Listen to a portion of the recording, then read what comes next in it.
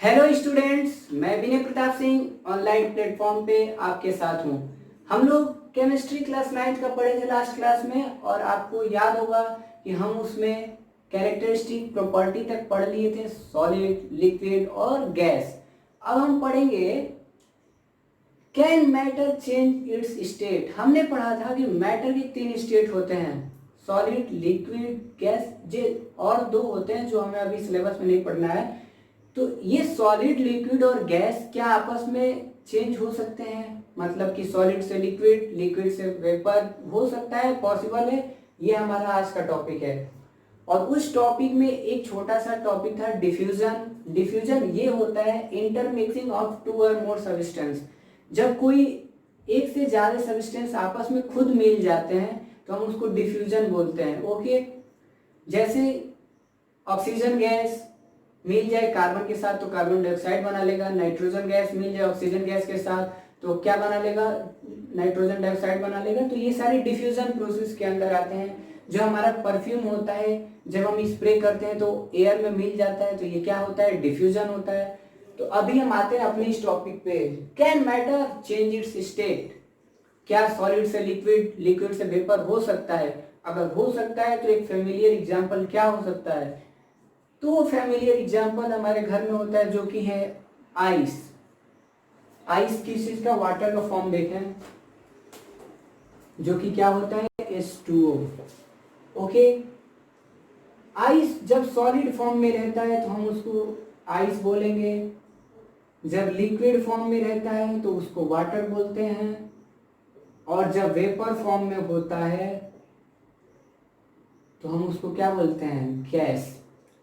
Example आपके सामने है वाटर, जो कि आइस के फॉर्म में होता है, लिक्विड फॉर्म भी हो जाएगा क्योंकि वाटर लिक्विड भी होता है, आइस भी होता है। अब डिफरेंट क्या हो रहा है कि हम यहां से यहां कैसे पहुंचेंगे और यहां से यहां कैसे पहुंचेंगे। क्या करेंगे कि हमें सॉलिड से लिक्विड मिल जाए, लिक्विड से वेपर मिल जाए? क्या कर सकते हैं? और देखा जाए क्या कर सकते हैं, बिल्कुल सीखिए साथ साथ क्या हो सकता है। तो इस कन्वर्जन के लिए क्या कन्वर्जन है? सॉलिड से लिक्विड, लिक्विड से गैस, जब और वेपर, किस चीज की जरूरत है? टेम्परेचर, जिसे हमारे क्लास में दिया है इफेक्ट ऑफ टेम्परेचर नाम से, और एक टॉपिक है इफेक्ट ऑफ प्रेशर। प्रेशर आपको बताए थे कि प्रेशर गैस मॉलिक्यूल आपने पढ़ा होगा तो आपको पता होगा। अगर नहीं पढ़ा है तो वीडियो देखिएगा, वीडियो में मैंने एक्सप्लेन किया है कि टेम्परेचर कैसे इंक्रीज होता है तो क्या होगा अफेक्ट। अब सबसे पहले इसको पढ़ते हैं। टेम्परेचर इंक्रीज करने का मतलब हुआ हीट सप्लाई करना। वीडियो को ध्यान से देखिए, लास्ट तक कोई भी चीज़ याद करने की जरूरत नहीं है क्योंकि ये सारी चीज़ें हमारे घरों में होती हैं, तो हमें जो हम करते हैं वो हमें याद करने की जरूरत नहीं पड़ती है। इफेक्ट ऑफ टेम्परेचर मतलब क्या कि हीट सप्लाई करना, हीट सप्लाई करना। Okay, effect of temperature, heat supply करना या हीट एब्जॉर्ब करना। हम किसी चीज को हीट दे सकते हैं, किसी चीज से हीट ले सकते हैं। अब देखा जाएगा कि हीट देते कब है और लेते कब है।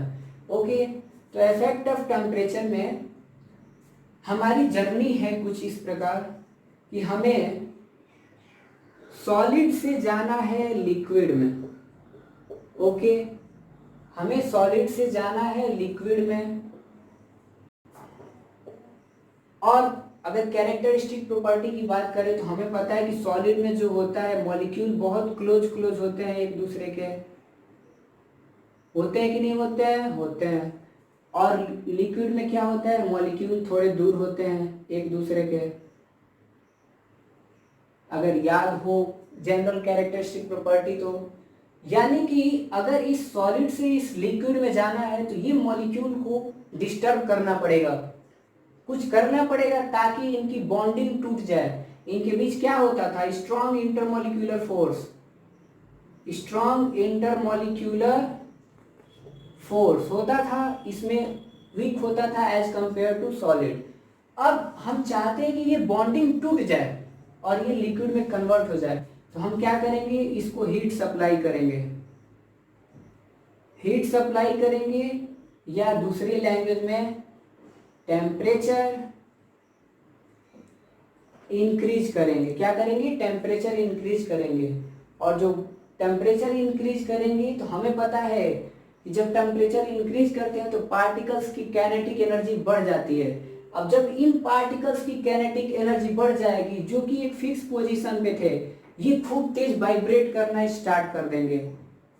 इन पार्टिकल्स को एक्स्ट्रा काइनेटिक एनर्जी मिल रही है, बाहर से हम हीट सप्लाई करके टेम्परेचर बढ़ा के इनको दे रहे हैं कुछ एक्सटर्नल एनर्जी, तो इनके अंदर एनर्जी इतनी बढ़ जाती है कि ये अपना पोजीशन छोड़ देते हैं। और ये जब अपना पोजीशन छोड़ते हैं तो इतनी तेजी से वाइब्रेट करते हैं कि ये इधर उधर बिखरने लगते हैं। और इधर उधर बिखरने का मतलब कि इनका कन्वर्जन इसमें होने लगता है। ओके, ये गैप जो है यहाँ पे कम है, यहाँ बढ़ने लगता है। फिर इस पे और फर्दर करेंगे तो और बढ़ेगा, वेपर बनेगा। फिलहाल अभी हमको सॉलिड से लिक्विड पढ़ना है।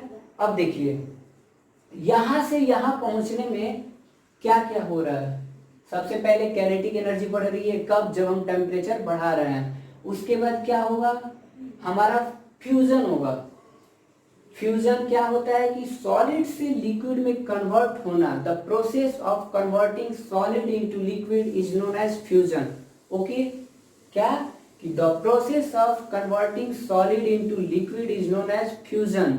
ओके, अब एक से हम टेम्परेचर बढ़ा रहे हैं तो कोई पॉइंट ऐसा आता होगा जहां से वो सॉलिड जो है मेल्ट कर जाता होगा।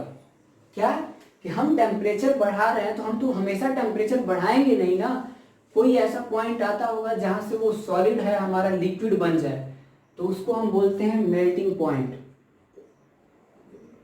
मेल्टिंग पॉइंट, मेल्ट मतलब क्या होता है, पिघलना, और पॉइंट टेम्परेचर के रेफरेंस में लिया जाता है। तो मेल्टिंग पॉइंट वो टेम्परेचर है जहां पे सॉलिड मेल्ट करना स्टार्ट कर देती है, ठीक है।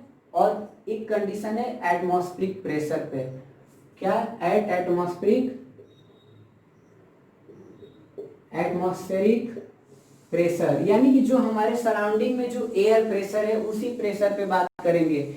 मेल्टिंग पॉइंट क्या होता है, the temperature at which solid melt and start converting into liquid. एक ऐसा टेम्परेचर जहां पे सॉलिड अपनी इंटरमोलिक्यूलर फोर्स ब्रेक करके लिक्विड में कन्वर्ट होना स्टार्ट होता है, उस टेम्परेचर को मेल्टिंग पॉइंट कहते हैं। एक कंडीशन है एटमॉस्फेरिक प्रेशर पे। इनमें से अगर डिफाइन करना हो आपको तो कहोगे the melting point is the temperature at which solid converted into liquid at atmospheric pressure. Correct, कोई प्रॉब्लम नहीं होनी चाहिए। अब किसकी बात हो रही थी, सॉलिड में आइस ले लो, सॉलिड में आइस, ये बना वाटर। तो आइस की जो मेल्टिंग पॉइंट होती है वो 0 डिग्री सेल्सियस और 273.15 केल्विन होती है। क्या बोले हम, के 273 जनरली बोल लो 15 केल्विन। तो ये केल्विन जो होता है KELVIN, ये जो होता है यूनिट ऑफ टेम्परेचर होता है। यूनिट ऑफ टेम्परेचर 273 केल्विन बोलो या 0 डिग्री सेल्सियस, ये डिग्री सेल्सियस या केल्विन क्या है, यूनिट ऑफ टेम्परेचर है। ओके, तो हमने अभी तक क्या पढ़ा कि जब हम टेम्परेचर इंक्रीज करते हैं तो काइनेटिक एनर्जी बढ़ती है, जिसकी वजह से इंटरमॉलिक्यूलर बॉन्डिंग टूटने लगती है और वो टूटता है तो लिक्विड में कन्वर्ट होता है। उसी सफर में दो चीज मिली अभी हमें, मेल्टिंग पॉइंट और फ्यूजन। तो मेल्टिंग पॉइंट क्या होता है, एक ऐसा टेम्परेचर जहां से सॉलिड मेल्ट करना स्टार्ट कर दे, उसे मेल्टिंग पॉइंट कहते हैं। फिर फ्यूजन क्या होता था, in fusion conversion process of solid into liquid is known as fusion. Okay, एक फ्यूजन पढ़े तो conversion of solid into liquid is known as fusion. अब एक आता है हमारा लेटेंट हीट। लेटेंट हीट जब हम बात करेंगे, लेटेंट हीट और लेटेंट हीट ऑफ फ्यूजन बहुत ही ऐसे तो लगता है कि उलझाऊ है, लेकिन बहुत ही इजी है, ध्यान से बस देखना है। एक टॉपिक है लेटेंट हीट और एक है latent heat of fusion. Okay, इसको बोलते हैं छुपी हुई ऊष्मा। लेटेंट हीट को हिंदी में बोलते हैं छुपी हुई ऊष्मा। अब इसका क्या है, the heat required to convert solid into liquid or liquid into vapor at its melting point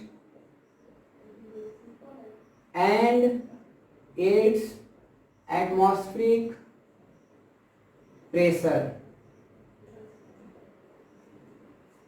जब सॉलिड लिक्विड में कन्वर्ट हुआ यानी कि वो अपने मेल्टिंग पॉइंट पे पहुंच गया है। अब क्या करना है कि मेल्टिंग पॉइंट पे पहुंचने के बाद एटमॉस्फेरिक प्रेशर कांस्टेंट करने के बाद अगर मुझे हीट एनर्जी की जरूरत पड़ रही है सॉलिड से लिक्विड में जाने के लिए, लिक्विड से वेपर में जाने के लिए, तो हम उसको कहते हैं लेटेंट हीट। क्या कहते हैं, latent heat. The heat required to convert solid into liquid और liquid into vapour at its melting point and it atmospheric pressure.